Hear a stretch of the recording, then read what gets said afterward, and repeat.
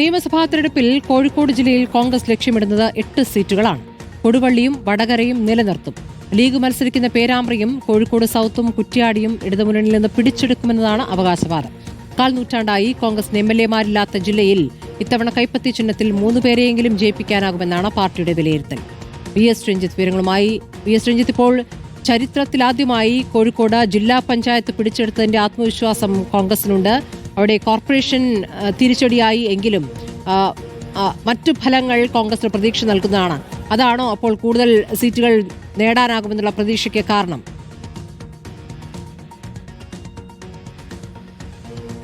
സ്മൃതി, തീർച്ചയായിട്ടും ഭരണവിരുദ്ധ വികാരം ഒരു ഭാഗത്തുണ്ട്. മറുഭാഗത്ത് തദ്ദേശ സ്വയംഭരണ തെരഞ്ഞെടുപ്പ് ഫലം അത് കോൺഗ്രസിനും UDF-നും വലിയ പ്രതീക്ഷ കൊടുക്കുന്നതാണ്. കാരണം 10 സീറ്റുകൾ 13-ൽ 10ഉം ജയിച്ചു നിൽക്കുന്ന സാഹചര്യമാണ്. തദ്ദേശ സ്വയംഭരണ തെരഞ്ഞെടുപ്പിന്റെ ഫലം നോക്കിയാൽ UDF-നെ സംബന്ധിച്ച് ബേപ്പൂരും കോഴിക്കോട് നോർത്തും എലത്തൂരും ഒഴികെ മറ്റെല്ലാ മണ്ഡലങ്ങളിലും ഇപ്പോൾ UDF-നാണ് മേൽക്കൈ. അത് തദ്ദേശ സ്വയംഭരണ തെരഞ്ഞെടുപ്പിന്റെ റിസൾട്ടിലാണ്.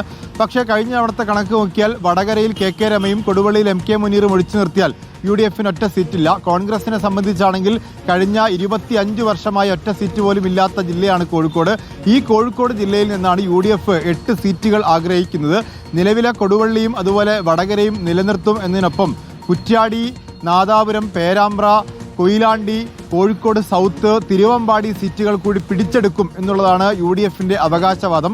ഈ മണ്ഡലങ്ങളിലൊക്കെ തന്നെ ഏകദേശം സ്ഥാനാർത്ഥികളെക്കുറിച്ചുള്ള ധാരണയും ആയിട്ടുണ്ട്. MK മുനീർ കൊടുവള്ളിയിൽ നിന്ന് കോഴിക്കോട് സൗത്തിലേക്ക് മാറും എന്നുള്ളതാണ് പ്രതീക്ഷ. കൊടുവള്ളിയിൽ PK ഫിറോസോ അല്ലെങ്കിൽ TT ഇസ്മയിലോ ആയിരിക്കും ലീഗ് പരിഗണിക്കാൻ പോകുന്നത്. അതോടൊപ്പം തന്നെ കുറ്റ്യാടിയിൽ പാറക്കൽ അബ്ദുള്ളയുടെ പേര് നേരത്തെ മത്സരിച്ച് പരാജയപ്പെട്ടതാണെങ്കിലും പാറക്കൽ അബ്ദുള്ള തന്നെ കുറ്റ്യാടിയിൽ മത്സരിക്കുമെന്ന് പറയുന്നു.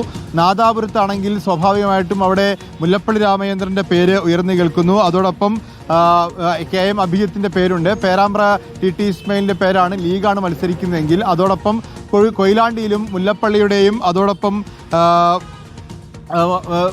പ്രവീൺ കുമാറിൻ്റെ DCC പ്രസിഡന്റ് പ്രവീൺ കുമാറിൻ്റെ പേരുണ്ട്. തിരുവമ്പാടി മണ്ഡലം ലീഗാണ് മത്സരിക്കുന്നതെങ്കിൽ CK കാസിം ആയിരിക്കും.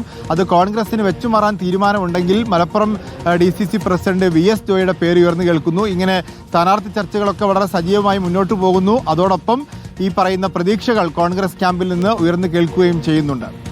ശ്രീ VS രഞ്ജിത്താണ് കോഴിക്കോട്ടെ ചിത്രം വിശദമാക്കിയത്.